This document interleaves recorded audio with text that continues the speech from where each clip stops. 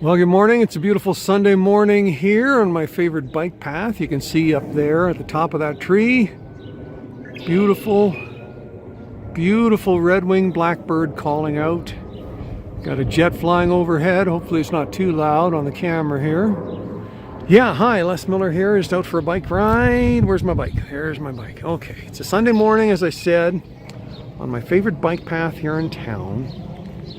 Interesting, I was on a different bike path yesterday just before church, and there's a beaver dam on our creek. Made me think of a story from Exodus chapter 1 and Exodus chapter 2, just the end of chapter 1, the beginning of chapter 2. All the Hebrew boys be put into the water, a threat of death on God's people. But what happened? How was Moses saved? His mother put him in a little basket, a little ark, it's called. And then his sister watched to see what would happen. You know the story as it goes on from there. There's a lesson for us in this, as Seventh-day Adventists. Like a lot of Adventists, I'm sure I'm excited in many ways with the fact that now we have an American Pope, and with this swing back and forth between liberal and conservative and the politics of the world, with the rise of Donald Trump and American conservatism, I think we're closer than ever to what Seventh-day Adventists have been predicting and preaching based on Revelation 13 for most of our history, that we believe that at the very end of time there's going to be a worldwide Sunday law, and the fact that it's forced will make it a crime against God, because God wants free choice.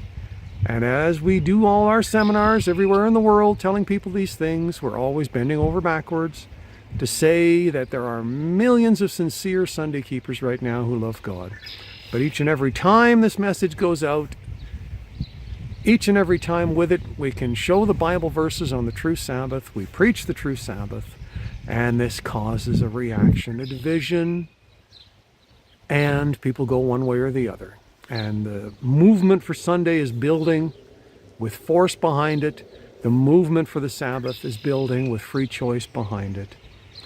And both, at the end, will manifest themselves. Now, again, this Bible lesson, think about the story of Moses being put into the water, gives us an example on how we should keep the Sunday law as best we can when it does come.